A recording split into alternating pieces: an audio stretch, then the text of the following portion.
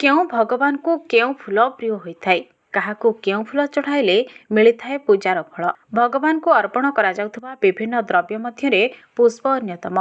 प्राय सबु देवादेवी को फूल अर्पण करा जाइथाए। एहा द्वारा देवी देवता माने प्रसन्न होइथांती।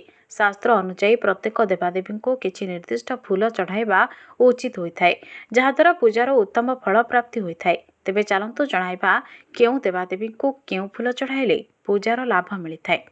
भगवान शिव को मंदार, नागार्जुन, सेवती, श्वेतपद्म, अरख, जया, कदम्ब, दुर्दुरा, पलाश, कुश, बौल, अगस्ती, गंगशिउली, काशतंडी, दुब, चंपा एवं केतकी, धला कन्यार, धला मंदार और बेलपत्र आदि चढ़ाई पूजा करने उचित। याद्वारा महादेव प्रसन्न होगा सह पूजार उत्तम फल प्राप्त होगा।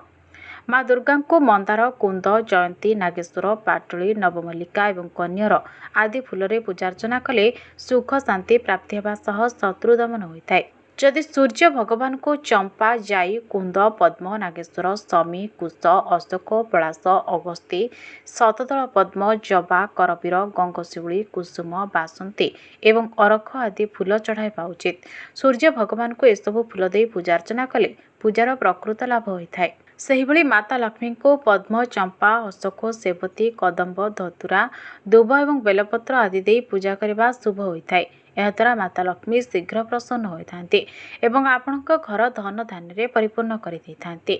एहा सह घरे सबुबले सुख शांति लागी रुहे। एभଳି घरे केबे भी धनर अभाव हुए नाही। गणेश भगवान को अपराजिता, श्वेतदुब, पूर्णांग, पद्म, मंदार, अशोक, चंपा, दुदुरा, करबीर आदि फूल दे पूजा करने उचित। एही सबु फूलरे भगवान गणेश को पूजार्चना कले पूजार शुभ फल प्राप्ति होता है।